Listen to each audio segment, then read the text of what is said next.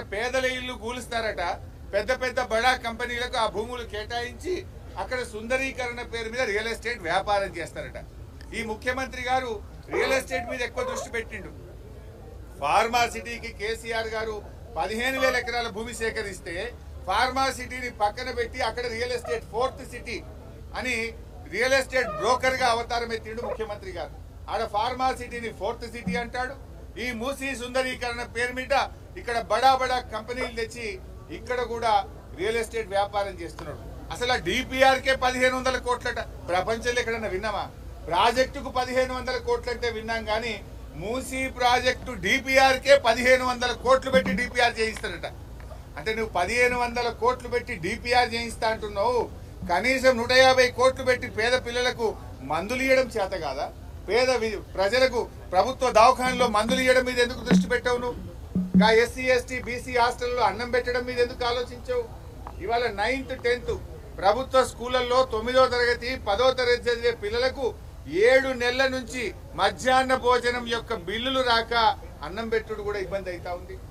ఈ సమస్యలన్నీ పక్కన పెట్టి ఈ సుందరీకరణ పేరు మీద ప్రజలను ఉసురు పోసుకోవద్దు, గోసబెట్టద్దు. ఇప్పటికైనా దీన్ని మానుకోండి. ప్రజలు స్వచ్ఛందంగా ఎవరైనా ముందుకు వస్తే తీసుకోవాలి తప్ప బలవంతంగా పోయి మార్కింగులు చేసుడు, ప్రజల్ని ఇబ్బంది పెట్టే కార్యక్రమం చేయకండి. ఒకవేళ నువ్వు మూసీ సుందరీకరణ చేయాలనుకుంటే ఉన్న దాంట్లో చెయ్యి. మా ప్రభుత్వం ఉండగా 32 ఎస్టీపీలు ఆనాడు కేటీఆర్ గారు మున్సిపల్ మినిస్టర్గా 32 ఎస్టీపీలు కట్టి మూసీలోకి మురికి నీరు రాకుండా మేము ప్రారంభించాం కదా. అవి దాదాపు పూర్తవుతా ఉన్నాయి. ఇంకా కొంచెం బ్యాలెన్స్ వర్క్ ఉంది, దాన్ని పూర్తి చేయి. మూసీలో మురికి నీరు రాకుండా చేయి. మూసీలోకి ఇవాళ ఎక్కడి నుంచి గోదావరి నీరు తెస్తావు? నువ్వు కేసీఆర్ కట్టించిన కాళేశ్వరం ప్రాజెక్టు నుంచి మూసీకి నువ్వు మంచినీళ్ళు తెస్తా, గోదావరి నీళ్ళు తెస్తా అంటున్నావు. కాళేశ్వరం దండగంటావు, కాళేశ్వరం కూలిపోయిందంటావు. నిన్నేమంటాడు దానం కిషోర్? వారం రోజుల్లో టెండర్ పిలుస్తున్నాం, 5,000 కోట్లు శాంక్షన్ చేసినాం, మేము ఆ మూసీలోకి గోదావరి నీళ్లు తెస్తా అంటున్నాం. యాడికెళ్ళి వస్తాయి గోదావరి నీళ్ళు? కేసీఆర్ కట్టించిన కాళేశ్వరం ప్రాజెక్టుకి వెళ్ళి గోదావరి నీళ్లు తెస్తా అంటున్నావు. నువ్వు కాళేశ్వరం కూలిపోయిందని మాట్లాడేది రేవంత్ రెడ్డి, కాళేశ్వరం నుంచి మూసీకి గోదావరి నీళ్లు తెస్తా అని చెప్పేది కూడా రేవంత్ రెడ్డి. నీది నోరా మోరా? మాట్లాడుతూ అర్థం పర్థం ఉండాలి. కాళేశ్వరం కూలైపోయిందంటావు, కాళేశ్వరంకి వెళ్ళి నీళ్లు తెచ్చి గోదావరి నీళ్లు మూసీలో వారిస్తా అంటావు. కమిషనర్ రంగనాథ్ మాట్లాడుతూ దీని ఒక భూతత్వంలో దయ్యంలో చూపెడుతున్నారు. హైడ్రా ఒక ఉద్దేశం తప్పుదారి పట్టిస్తున్నారు. ఎవరు తప్పుదారి పట్టిస్తున్నారు?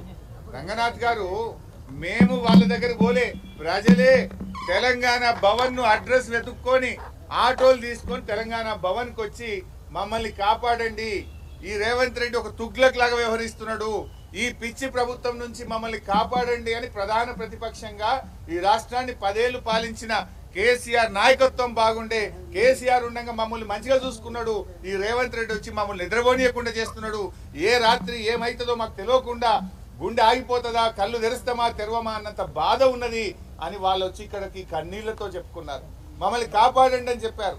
వాళ్ళకు భరోసా ఇవ్వడానికి, వాళ్ళకి ధైర్యం ఇవ్వడానికి, వాళ్ళలో ఆత్మవిశ్వాసం పెంచడానికే కేసీఆర్ గారి ఆదేశం మేరకు బీఆర్ఎస్ పార్టీ ఎమ్మెల్యేలం ఎమ్మెల్సీలం వారి దగ్గరికి వెళ్తున్నాం.